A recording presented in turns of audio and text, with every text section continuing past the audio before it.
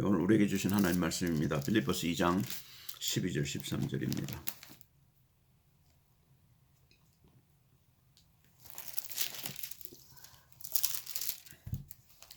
그러므로 나의 사랑하는 자들아, 너희가 나 있을 때뿐만 아니라 더욱 지금 나 없을 때도 항상 복종하여 두렵고 떨림으로 너희 구원을 이루라. 너희 안에서 행하시는 이는 하나님이시니 자기의 기쁘신 뜻을 위하여 너희로 소원을 두고 행하게 하시나니. 아멘. 예, 바울이 이런 얘기를 하는 이유가 있겠죠. 구원을 이루라. 그 구원을 어떻게 이룬단 말입니까? 구원을 받았으면 그만이지. 우리가 되게 다 그렇게 생각합니다. 구원은 일시적인 것이고 단번의 것이고 그리고 그것은 끝이라고 생각합니다. 그럼 왜 바울은 이런 얘기를 할까요? 예, 구원을 이루란 말입니다. 그죠? 예, 그런데 그럼 우리가 구약에서 보면 구원은 유월절 어린 양의 피를 발랐을 때 홍해를 가르고 나오는 게 구원이죠. 그런데 우리가 광야에 도착했지 가나안에 도착한 건 아닙니다. 그 말은요, 우리가 가야 할 목적지가 있다는 겁니다. 여기서 지금 바울이 말하는 구원을 이루라는 말도 같은 의미로 우리가 해석할 수 있습니다. 그리스도 예수로 생명을 받았죠. 그런데 그 생명이 자라야 하는데 대부분의 경우에 그 생명이 잘 자라질 못하는 것 같습니다. 바울은 날 때부터 바리새인이었지요. 평생을 바리새인으로 살기로 작정했고 어려서부터 가말리엘 문화에 가서 바른 바리새인, 옳은 바리새인이 되기 위한 교육을 받았습니다. 그리고 그게 얼마나 확신이 있었든지 율법의 모든 다른 것은 틀렸다고 믿었죠. 하나님의 말씀을 어기는 것이라고 여겼던 겁니다. 그러니까 나사렛 예수 이단이 생기니까 그들을 잡아서 옥에 가두기도 하고 죽이기도 했습니다. 그죠? 얼마만큼 확신이 있으면 사람을 죽일 수 있겠습니까? 그만큼 하나님의 말씀에 대한 확신이 있었다는 거죠. 그런데 다메섹까지 아나니아라는 그쪽에서 일하고 있는 나사렛 예수를 믿는 자들을 잡으러 갔다가 노중에서 이제 그리스도를 만나게 됩니다. 예, 그리고서 메시아가 무엇인지, 그리스도가 무엇인지, 구약이 실제로 우리에게 율법을 통해서 얘기하려고 했던 것이 무엇인지를 이제 깨닫게 됐습니다. 그리고는 바울에게 주어진 시간이 이제 그 그리스도라는 눈으로 성경을 보는 시간입니다. 그게 보통 사람들하고는 달랐던 것 같습니다. 그래서 바울이 발견해낸 게 뭐냐면 복음으로 말씀을 재해석한 겁니다. 그죠? 그리고 그 복음 속으로 들어가는 길을 말씀 가운데서 찾아낸 겁니다. 그래서 베드로나 12제자가 하지 못했던 일을 바울이 해냈습니다. 그런 바울이 복음을 깨닫고 난 뒤에 했던 일이 이 복음을 만천에 전하는 것이지요. 그러니까 그 로마 15장 23절인가요? 보면 스페인까지 가서 복음을 전하려 했던 걸 볼 수 있습니다. 아마 스페인도 갔을런지도 알 수 없습니다. 학자들 중에서는 그렇게 갔으리라고도 생각하는 사람들이 있는데요. 그렇게 온 세계를 다니면서 그 당시에 바울이 알던 세계를 다니면서 복음을 전한 이유가 뭘까요? 구원이 뭔지를 사람들에게 가르치고 싶었던 겁니다. 그 구원은요, 그리스도 예수를 만나고 난 뒤에 말씀 속에서 바울이 찾아낸 겁니다.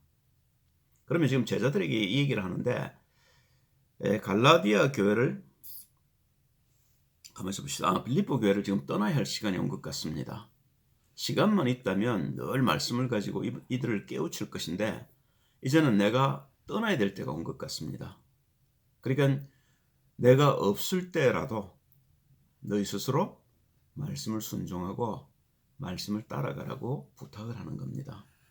왜냐하면 말씀 속에서 바울이 구원의 비밀을 찾아냈기 때문인 것이지요. 구약도 마찬가지입니다. 광야에 나왔을 때 하나님이 구원받은 백성에게 준 것이 율법이지요. 그 율법은 두 가지로 이루어져 있습니다. 하나는 하나님을 어떻게 우리가 사랑하는지, 어떻게 만나는지, 그리고 그 두 번째는 그렇게 만난 하나님을 어떻게 이웃에게 전하는지. 예. 그 말씀을 따라 살도록 하나님께서는 이스라엘 백성들을 진을 그렇게 치게 하시고 말씀이 움직일 때 그 진이 따라 움직이도록 그렇게 이제 하게 하셨지요. 그래서 여호수아 3장을 보면 이 언약궤가 요단물을 밟고 서면 요단물이 서고 그 요단 선 가운데로 이제 가나안을 들어가게 그렇게 하지요. 그게 우리가 알아야 되는 사실은 구원의 축복입니다. 히브리서 4장 3장을 보면 3장과 4장 사이에 그 안식에 대한 얘기가 나오는데 우리가 어떻게 하면 안식을 할 수 있을까요? 그리스도 예수 안에서만 안식이 가능하단 말입니다. 그죠? 그래서 예수 여호수아와 언약을 통해서 우리가 가나안을 가게 되고 그 속에서 이제 진짜 싸움이 시작되게 되죠. 그 싸움은 일곱 족속에 있는 그 가나안 땅을 정복하는 싸움인데 다시 말하면 이 땅은 아직도 마귀에게 잡혀 있고 그 마귀에게 잡힌 자들을 건져내는 일을 하나님은 우리에게 위임하신 것이지요. 그래서 예수께서 오셔서 이 일을 십자가에서 이루셨고 그 일을 깨달은 바울과 제자들을 통해서 이 일이 우리에게 전해졌고 그 일을 또한 우리를 통해서 지금 이 시대에 하나님은 하시고자 하는 겁니다. 구원을 그럼 어떻게 이루면 좋습니까? 네, 그래서 사실 우리가 지금 교회를 만나지도 못하고 교회를 지금 앞으로 하게 될지 안 하게 될지도 사실은 어려운 형편입니다. 그러면 그럼 우리가 말씀을 안 따라갑니까? 그러면 안 되지요. 내가 혼자 있을 때라도 그 말씀을 순종하고 말씀을 따라가는 자세가 필요합니다. 바울이 있을 때는 말씀을 따라가기가 쉽겠지 아무래도요. 말씀은 늘 받으니까요. 그런데 바울이 없이 우리가 말씀을 따라가기는 좀 쉽지 않은 일일런지도 알 수 없겠습니다. 그러다 그러면 말씀을 안 봅니까? 그러면 안 된다는 거죠. 그렇게 해서 말씀을 보아야 하는데 그럼 여기서 우리가 주목해야 될 게 한 가지가 있습니다. 바울이 선 자리와 제자들이 있는 자리가 얼마나 다르냐는 겁니다. 바울은 복음이 전부라는 걸 알았습니다. 복음 속에 구원이 있다는 걸 알았습니다. 그래서 온전히 그리스도 예수로 쑥 들어가 버렸어요. 그래서 에베소서를 보면 in Christ라는 말을 얼마나 많이 쓰는지 모릅니다. 그리스도 예수 안에 있는 것이 구원이란 말입니다. 그런데 바울이 그리스도 밖에 있었을 때는요. 말씀을 붙들고 말씀 속으로 들어가려고 애를 쓰고 말씀을 지키고 말씀대로 살려고 애를 썼습니다만 그리스도 바깥에 있었던 겁니다. 그건 나중에 바울이 고백을 빌리자면 그건 죄인 중에 괴수가 되는 길이란 말입니다. 참 이해가 잘 안 가는 말씀이죠. 그래서 갈라디아 그러면 교인들이 서 있었던 자리는 어디냐면 예루살렘에 있던 유대인들이 내려와서 할례도 지켜 구원받는다 이런 얘기를 하니까 그럼 우리 할례를 받아야 되나? 그렇게 흔들려 버렸단 말입니다.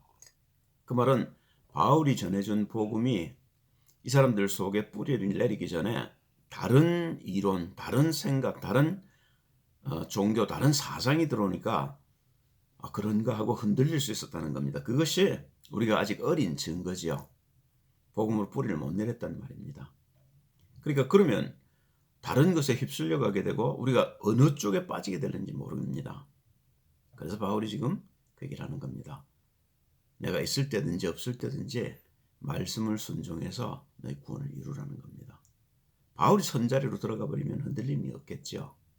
바울이 선자리는 어떤 자리입니까? 갈라디아서 2장 20절이 얘기하는 자리입니다. 나를 사랑하사 나를 위해 자기 목숨을 버리신 그리스도 예수 안에서 나는 죽고 이제는 내가 산 것이 아니라 내 안에 그리스도가 사는 삶 속으로 들어가 버린 겁니다. 그러면 어떤 문제가 와도 괜찮습니다.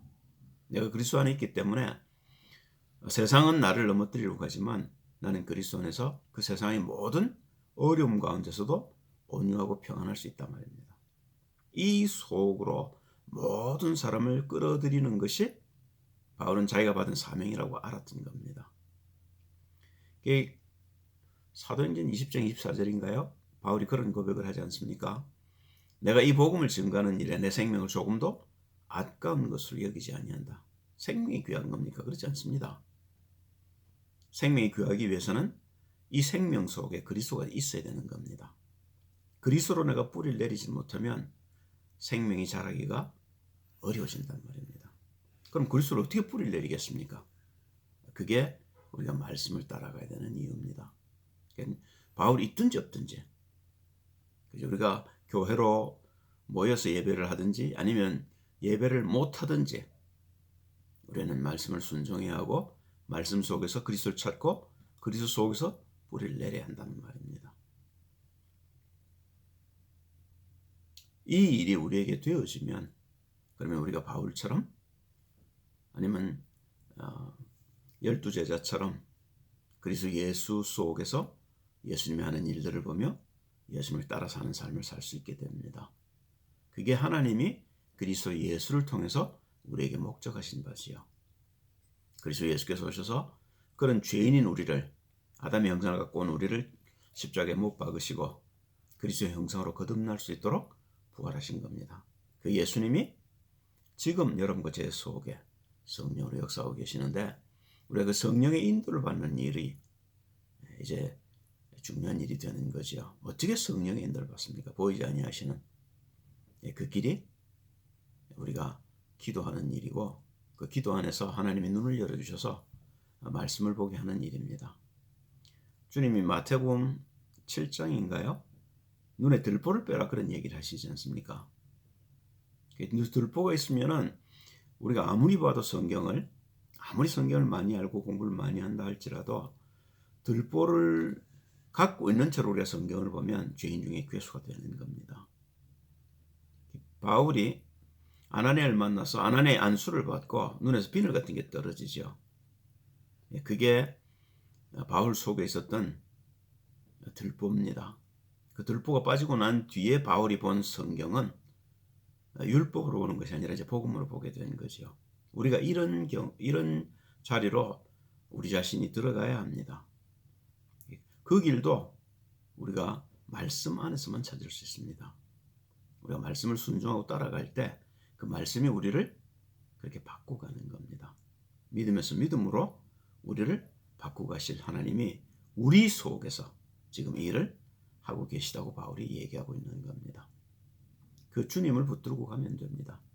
내 생각을 붙들고 내 마음과 내 경험을 붙들고 가는 것이 아니고 그 나를 죽이고 이제는 부활하셔서 나를 영원한 천국으로 인도하실 주님을 따라가자 말입니다. 어떻게 따라갑니까? 그게 임마누엘 오신 그리스도 예수께서 우리와 함께 하시는 비밀이란 말입니다. 그 속에 있기만 하면 됩니다.